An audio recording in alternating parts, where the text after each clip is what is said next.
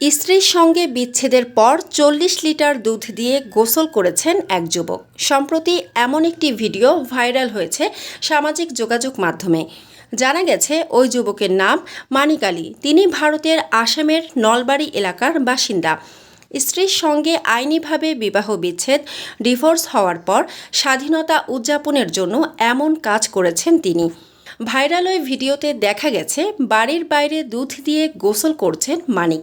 পাশে রাখা আছে 4টি ড্রাম, এক একটিতে 10 লিটার করে দুধ রয়েছে। সব মিলিয়ে 40 লিটার দুধ দিয়ে গোসল করলেন ওই যুবক। আর সেই সাথে তাকে বলতে শোনা যাচ্ছে, আজ থেকে আমি স্বাধীন। ভিডিওটি সামাজিক যোগাযোগ মাধ্যমে আপলোড করার সঙ্গে সঙ্গেই দ্রুত ভাইরাল হয়ে যায়। স্থানীয় সূত্রে জানা গেছে, আইনিভাবে বিবাহ বিচ্ছেদ হওয়ার আগে অন্তত 2 বার ওই যুবকের স্ত্রী বাড়ি থেকে পালিয়ে গিয়েছিলেন।